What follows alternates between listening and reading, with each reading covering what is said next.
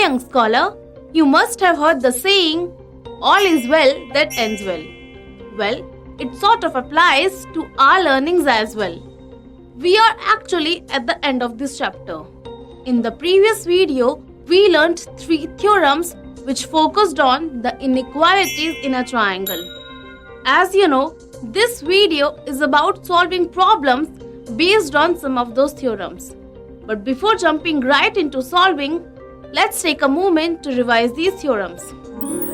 The first one said that if two sides of a triangle are unequal, the angle opposite to the longer side is larger. There was a converse of this theorem which said that in any triangle, the side opposite to the larger angle is longer.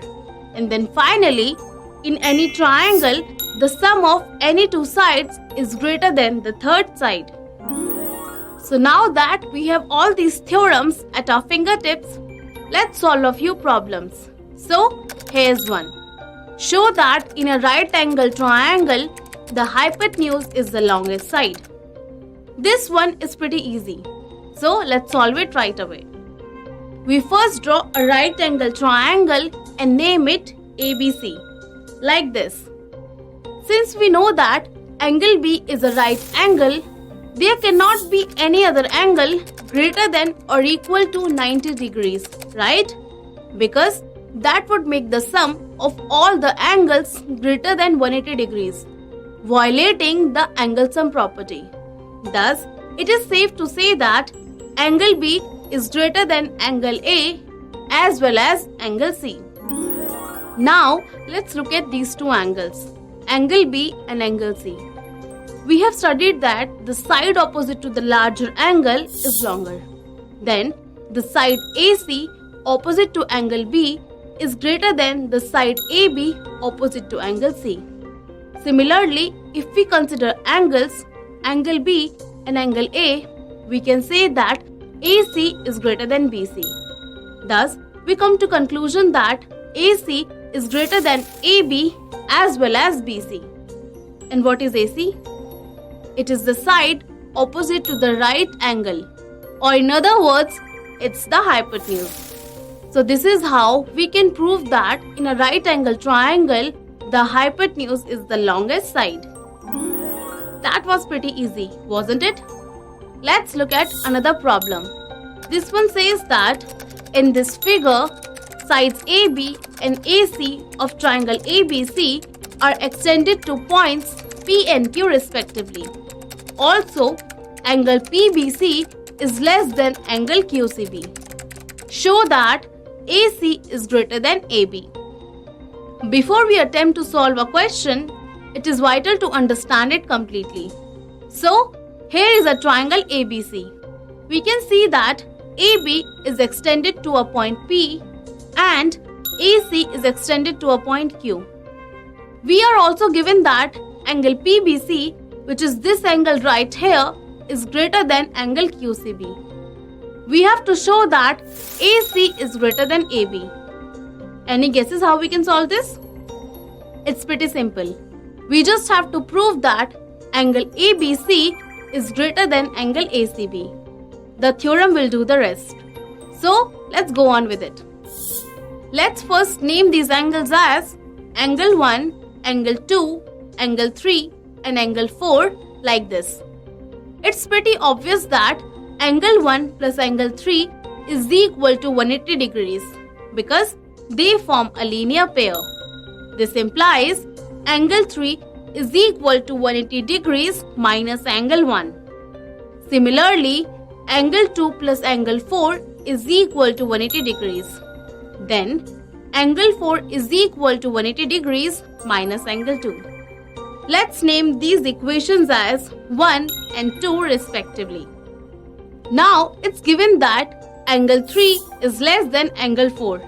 So, putting the values of angle 3 and angle 4 in this equation, we get 180 degrees minus angle 1 is less than 180 degrees minus angle 2, which is the same as minus of angle 1 is less than minus of angle 2. So, what should be the next step? Angle 1 is less than angle 2, right? Absolutely not. And why?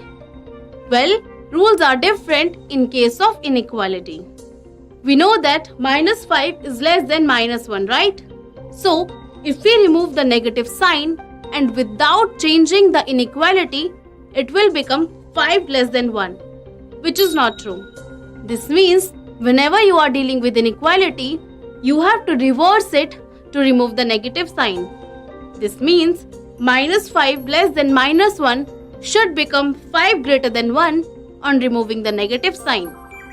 So here, minus of angle 1 less than minus of angle 2 will become angle 1 is greater than angle 2.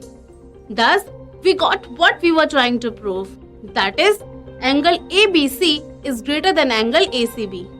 And we know that the side opposite to the larger angle is longer. Hence, it is evident that AC is greater than AB. That was an interesting problem, wasn't it? If you are able to solve such problems, I will grow prouder of you. You just need to understand what exactly you have to prove and how exactly you are going to do it. So, ready to try one by yourself? Here is the problem. So pause the video here and try to solve. And resume once you are done so we can discuss. Done? Great. Hope you have got it correctly. Let's see the diagram and understand what we are given and what we have to prove. But before that, let's name each of these angles like this. So here, in triangle PQR, PR is greater than PQ. Also, this line PS bisects the angle QPR, which means angle 1 is equal to angle 2. Now we have to prove that angle 3 is greater than angle 4. So what do you think should be our approach? Well, this can actually be solved in many ways, but here is a simple way. We know that angle 1 is equal to angle 2. Also, PR is greater than PQ, which means angle 5 is greater than angle 6 because angle opposite to the longer side is larger. Now, if you notice, angle 3 is an exterior angle to triangle PQS, which tells us that angle 3 is equal to angle 1 plus angle 5 because exterior angle of a triangle is the sum of interior opposite angles. Now, we can write this equation as angle 5 is equal to angle 3 minus angle 1. Let's name this equation as 1. Similarly, angle 4 is an exterior angle to triangle PRS, which means angle 4 is equal to angle 2 plus angle 6.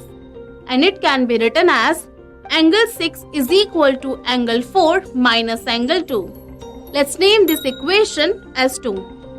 We already know that angle 5 is greater than angle 6. So, substituting the values from 1 and 2, we get angle 3 minus angle 1 is greater than angle 4 minus angle 2. But angle 1 is equal to angle 2, right? So, they both get cancelled and we have angle 3 is greater than angle 4. Or in other words, angle PSR is greater than angle PSQ.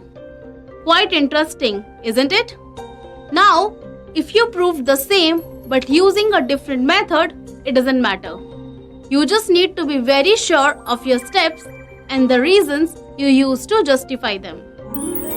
You are going to face such problems where there may be more ways than one to solve it. But while taking an exam, you need to be fast because you have limited time.